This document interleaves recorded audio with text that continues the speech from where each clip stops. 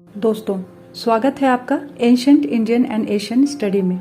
आज हम बात करेंगे अफगानिस्तान तक फैली सिंधु घाटी सभ्यता के विभिन्न पुरातात्विक स्थलों की।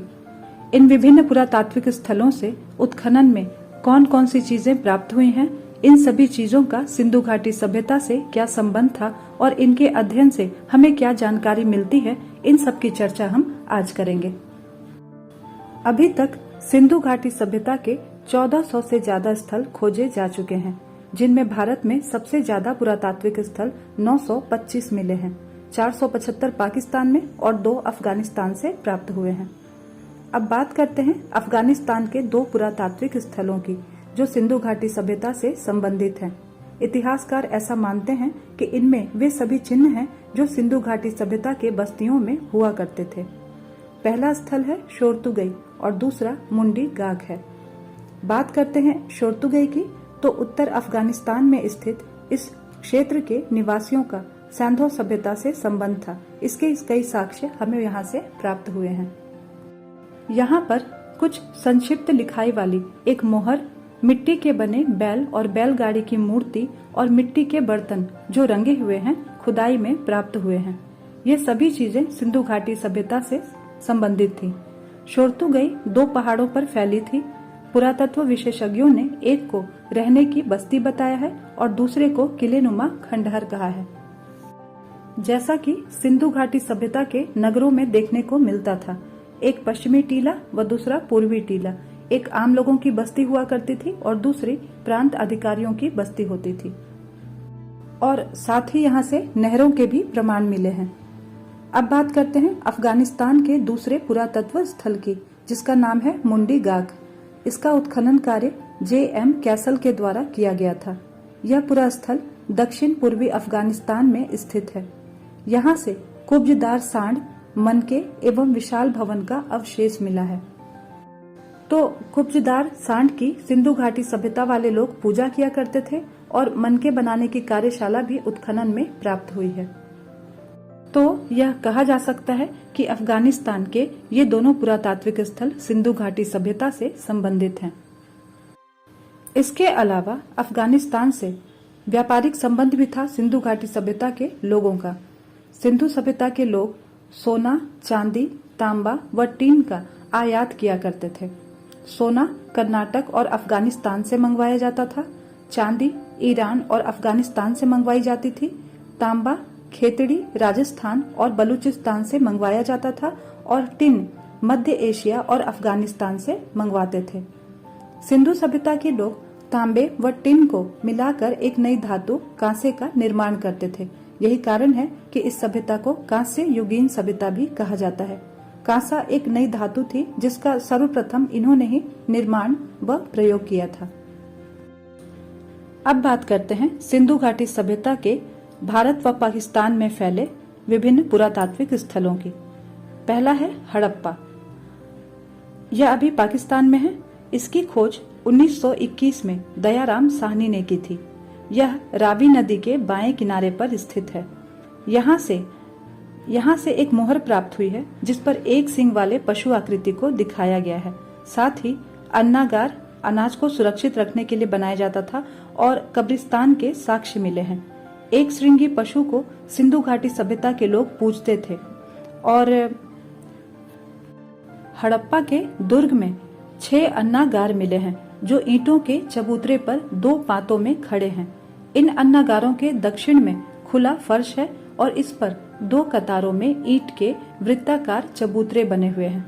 फर्श की दरारों में गेहूं और जौ के दाने भी मिले हैं। इससे पता चलता है कि इन चबूतरों पर फसल की दवनी होती थी। दूसरा महत्वपूर्ण पुरातात्विक स्थल है मोहनजोदड़ो। यह भी पाकिस्तान में ही है। इसकी खोज 1922 में राखलदास बनर्जी ने की थी। यह सिंध नदी के दाएं किनारे पर मिली थी। इसका शाब्दिक अर्थ है मृतकों का टीला और संभवतः यह राजधानी रही होगी। मोहनजोदड़ो से एक मोहर प्राप्त हुई है जिस पर पशुपतिनाथ की मूर्ति बनी हुई है, जिनके चारों ओर हाथी, गैंडा, चीता और भैंसा थे और मूर्ति के पैरों के सामने 2 हिरण बैठे दिखाई पड़ते हैं। इस मूर्ति के पास ही एक त्रिशूल की भी आकृति नजर आती है। जिससे अनुमान लगाया गया है कि ये पशुपतिनाथ शिव रहे होंगे। यहीं से कांसे की एक नर्तकी की मूर्ति भी प्राप्त हुई है।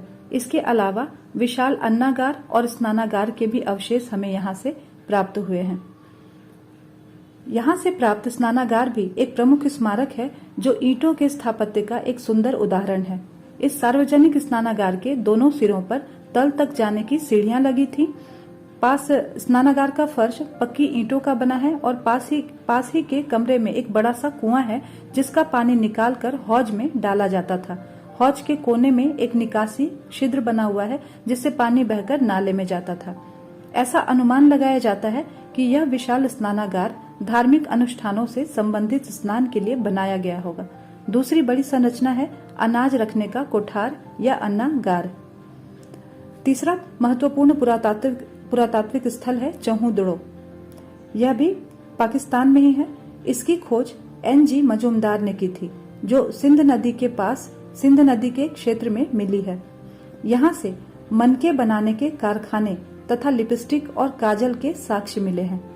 कई तरह के मनके बनाए जाते थे। मिट्टी को पकाकर उसके मनके और कीमती पत्थरों के भी मनके बनवाए जाते थे। मनकों का उपयोग आभूषण बनाने के लिए किया जाता था।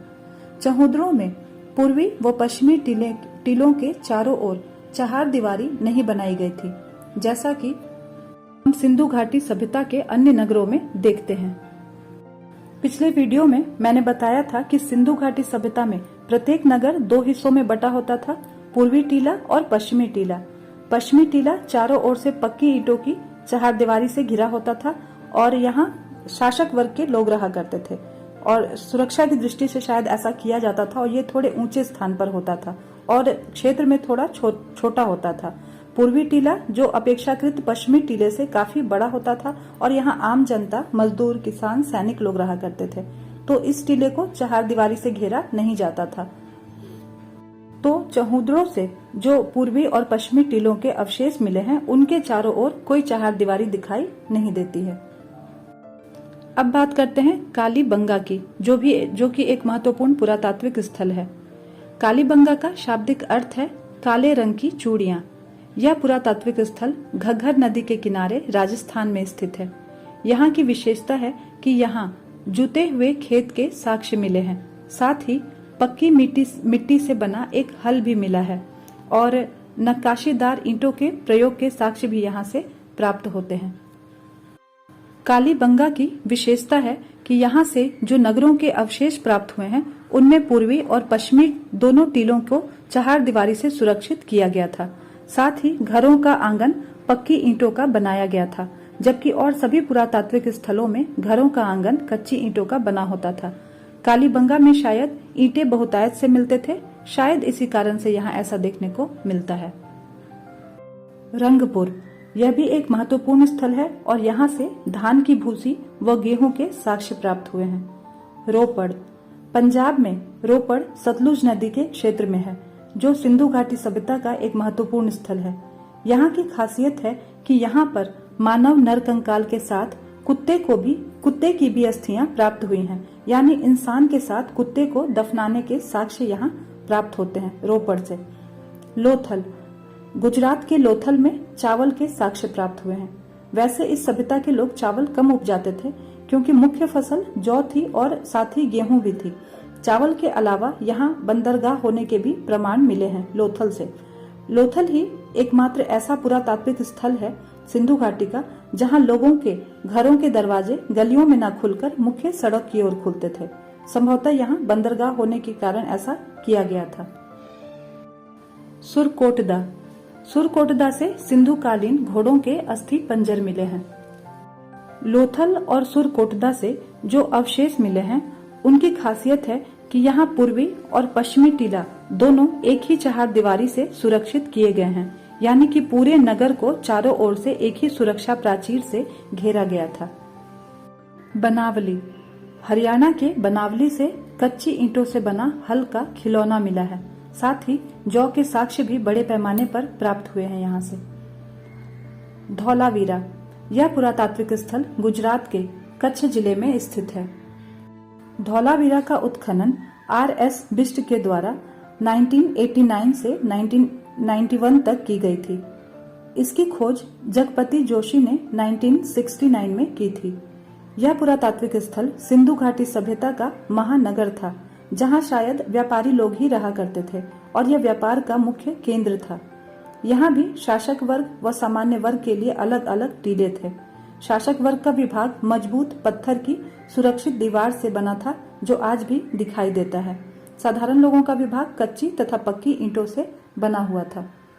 धौलावीरा का निर्माण चौकोर एवं आयताकार पत्थरों से हुआ है, जो नजदीक स्थित खदानों से मिलता था।